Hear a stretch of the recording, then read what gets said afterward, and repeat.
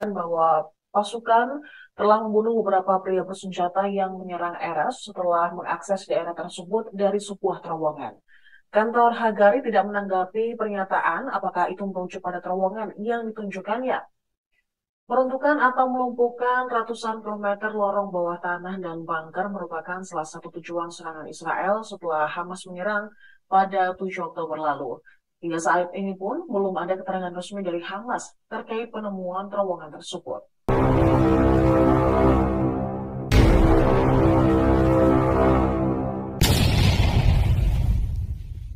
Video berikut. Jangan lupa like, share, subscribe.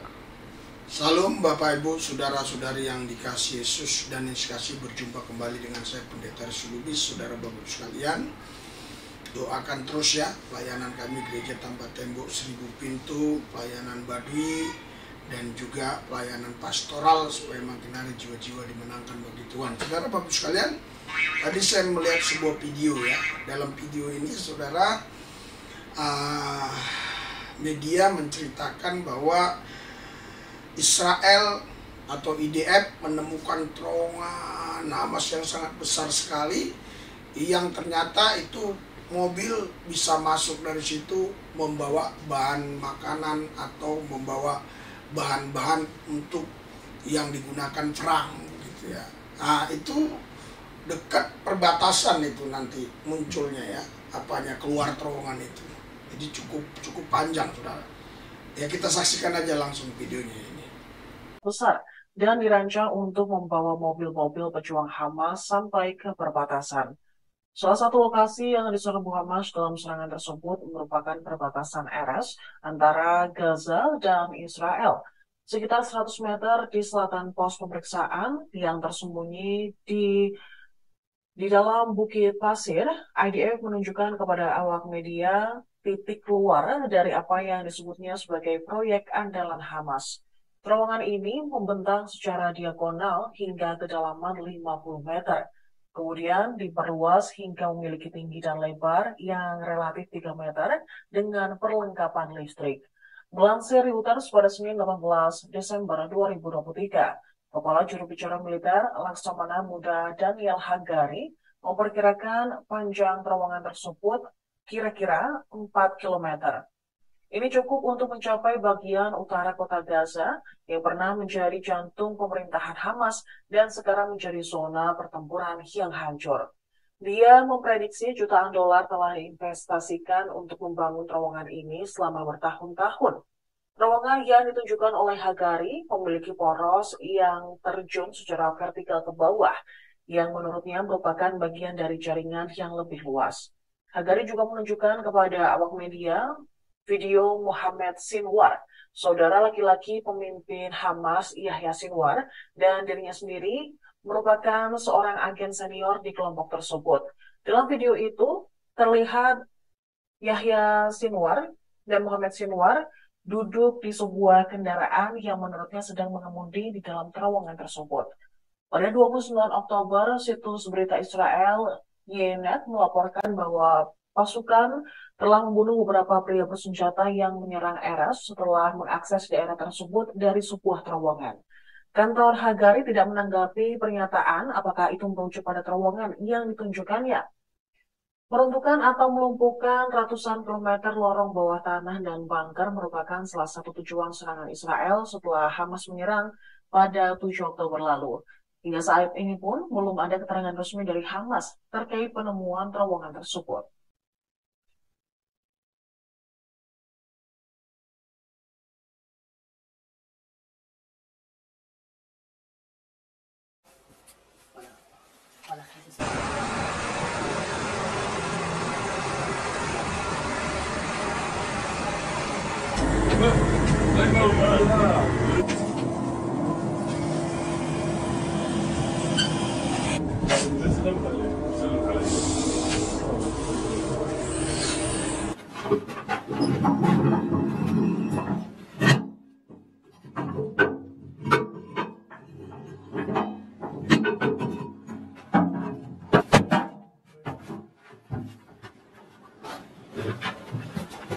Sanudinho.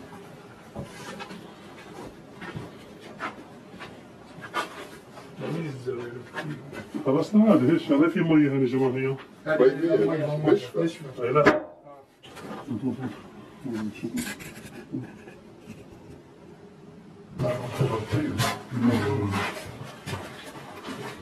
رحت الباب اللي عنده بحر. ايه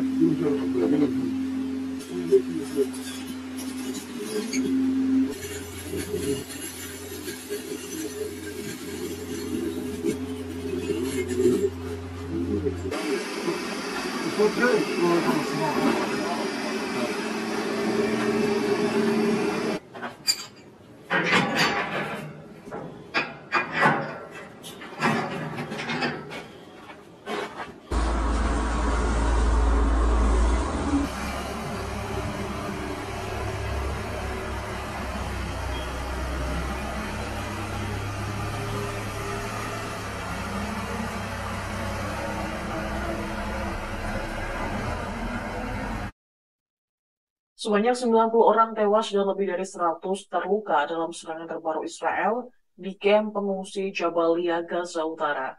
Kementerian Kesehatan di daerah kantong tersebut mengatakan serangan pada hari Minggu menghantam blok perumahan milik keluarga Al-Bas dan Alwan di kota Jabalia. Kantor berita Palestina Wafa melaporkan perempuan dan anak-anak termasuk di antara korban tewas dan puluhan lainnya masih hilang. Petugas pertolongan pertama dan penduduk setempat sedang mencari korban luka dan diyakini ada lebih banyak mayat yang berada di bawah reruntuhan. Banyak dari mereka yang terluka, termasuk anak-anak, dibawa ke pusat kesehatan terdekat yang sudah kewalahan menangani pasien.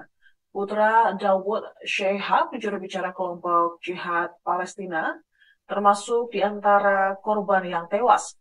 Kemudian seorang pejabat Hamas mengatakan bahwa pihaknya tak bisa mengevakuasi secara total karena tembakan Israel yang intens di daerah tersebut. Petugas medis di Dir el-Balah di Gaza Tengah mengatakan bahwa sedikitnya 12 warga Palestina tewas dan puluhan lainnya terluka di pusat kesehatan tersebut. Sementara di Rafah, di selatan, serangan udara Israel terhadap sebuah rumah menyebabkan sedikitnya 4 orang tewas. Hingga kini ada 18.787 warga Palestina yang tewas dalam serangan Israel sejak 7 Oktober. Sementara Israel juga meningkatkan serangan artileri di Gaza Selatan yang menghantam kota Khan Yunis dan Rafah, di mana lokasi ini adalah tempat mayoritas pengungsi Palestina berlindung. Meningkatnya pemboman di wilayah selatan telah memperburuk situasi kemanusiaan. Dengan orang-orang yang kelaparan tersebut, mereka berebut makanan dan juga air. Lalu bahkan mereka mengambil dari truk bantuan karena putus asa. Israel pada hari Minggu mengatakan akan kembali membuka penyeberangan Karem Abu Salem di timur, tetapi tidak jelas apakah pasokan sudah melewati di sana. Kemudian PBB pada minggu ini juga memperingatkan bahwa masyarakat di Gaza sangat membutuhkan makanan, sehingga mereka juga menghentikan truk bantuan dan segera memakan apa yang mereka temukan. Philip Lazzarini, kepala UNRWA yang mengunjungi wilayah tersebut, baru-baru ini juga mengatakan bahwa penduduknya, meskipun memiliki sejarah penderitaan yang panjang dan sulit di bawah pengepungan Israel, tidak pernah mengalami kelaparan seperti ini.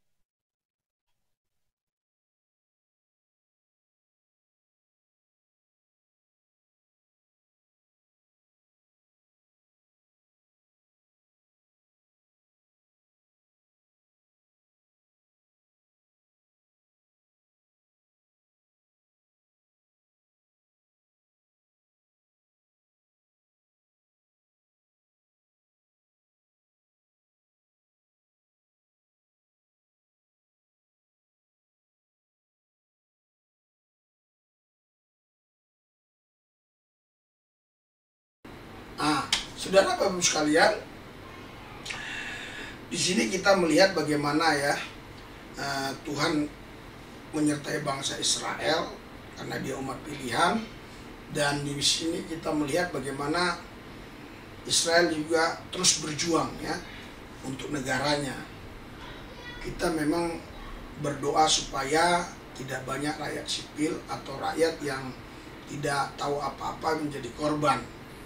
karena memang saya yakin sekali Israel ini ingin menghabisin Hamas, tetapi karena Hamas itu ada bersama-sama rakyat Palestina di Gaza, mereka tidak punya markas sendiri, tidak punya asrama sendiri seperti kalau di Indonesia asrama 122 Mawas, 126 Kalasakti, asrama Kostrad, asrama Kopassus, kan asrama jelas bisa dibom asramanya. Tapi ini mereka nggak punya asrama, mereka hanya punya kantor-kantor kecil di lingkungan-lingkungan masyarakat, dan selanjutnya mereka selalu tinggal di terowongan-terowongan. Jadi memang ketika Israel ingin menghabisi Hamas mengalami kesulitan, Israel harus menggempur ya wilayah-wilayah yang mereka yakini banyak Hamas di sana. Sedangkan Hamas tadi dia membaur dengan masyarakat. Itulah yang membuat masyarakat banyak korban ya. Kita turut bersedih atas banyaknya korban masyarakat ya. Saudaraku yang saya kasih dalam Tuhan Yesus, ini pelayanan kami ya. Paniknya dari bayar, puji Tuhan. Mereka sekarang sudah ikut Yesus, kita ajak melayani. Oke. Ya. Nah, ini kan masih sepi nih. Nah, nanti kita nyampe pasti ramai. Nah, itu lihat. Semua yang bawa barang-barangnya. Biasanya saya bawa barang, tadi puji Tuhan mereka ada yang bantu langsung ya. Rindu mengalami Engkau, kami rindu menikmati Engkau. Detik ini juga Tuhan, kami mau mengalamimu. Kalau ada iblis, setan, roh jahat, kuasa gelap halangi hati pikiran kami sehingga kami sulit mengenal Engkau, kami satukan hati iman kami tolak, patahkan kuasanya di dalam nama Yesus. Dalam nama Yesus, dalam nama Yesus. Kalau ada nih orang tertentu yang coba ingin jahat, kami gagalkan dalam nama Yesus. Roh malapetaka, maut, kecelakaan, kami tolak dalam nama Yesus. Sakit, penyakit, tolak dalam nama Yesus. Tuhan Yesus, pakai lidah mulut bibirku untuk mengatakan kebenaran, karena kebenaran itu yang memerdekakan mereka. Terima kasih Tuhan, dalam nama Yesus kami sudah berdoa mengucap syukur. Haleluya. Yang percaya katakan amin. Berikan sorak-sorai buat Tuhan yang meriah. Amin. Ya, kenapa selalu saya pakai kata haleluya? Karena kata haleluya ini penuh kuasa. Amin. Amin. Oh, nama Yesus lebih dahsyat, Pak. Betul. Kita nggak katakan nama Yesus itu biasa-biasa. Nama Yesus dahsyat, luar biasa. Nama tertinggi, nama di atas segala nama. Semua nama-nama harus tunduk kepada namanya. Yang suka katakan amin. Ya. Saudara Ustaz, Ibu Ustaz. Yesus datang ke dunia untuk Apa? Yesus datang ke dunia untuk Yesus datang ke dunia. Jadi saya jawab, dia menjelma menjadi manusia. Itulah Yesus Kristus. Itu jawaban saya. Oke, haleluya. Haleluya, dia udah bersaksi ya. Tadi dia ketemu katanya Ustadz, ditanya, Yesus itu siapa? Dia udah jawab, Yesus itu Tuhan yang datang ke bumi mengambil rupa manusia. Udah, gampang aja.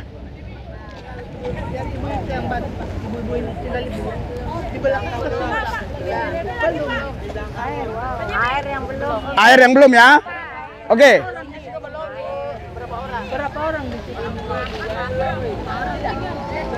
Kalau udah dapat nggak apa-apa ya.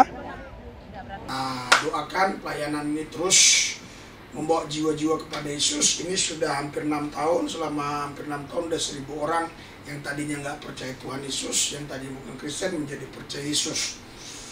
Dan mereka ini kita layani bukan hanya rohaninya tapi jasmaninya. Puji Tuhan, di antara mereka yang sungguh-sungguh percaya, berdoa, yakin betul dapat mujizat, dapat pekerjaan di Cikarang, di Karawang, di Cikampek, berkurang dulu ya, 5, 7, 10 orang, tapi datang lagi yang baru lagi. Dari mana?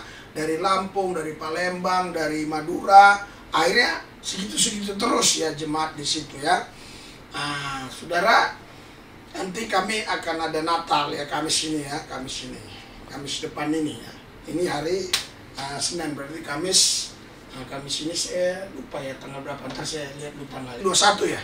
Iya. Tanggal 21 ya, tanggal 21 bulan 12 2023 Natal di sana jam 2. Nah, saudara yang mau dukung dalam dana ada di deskripsi ya, nomor-nomor bank yang bisa Anda gunakan untuk menyalurkan berkat supaya mereka-mereka ini bisa terus terlayani dan makin hari makin banyak jiwa-jiwa dimenangkan bagi Yesus. Mari kita tundukkan hati pikiran kita, kita berdoa. Hadirat, urapan, dan kuasa Tuhan bekerja atas kami semua, khususnya Gereja Tanpa Tembok Seribu Pintu. Tuhan berkati semua jemaat Gereja Tanpa Tembok Seribu Pintu. Tuhan berkati pelayan-pelayan Tuhan, meter-meter Tuhan berkati.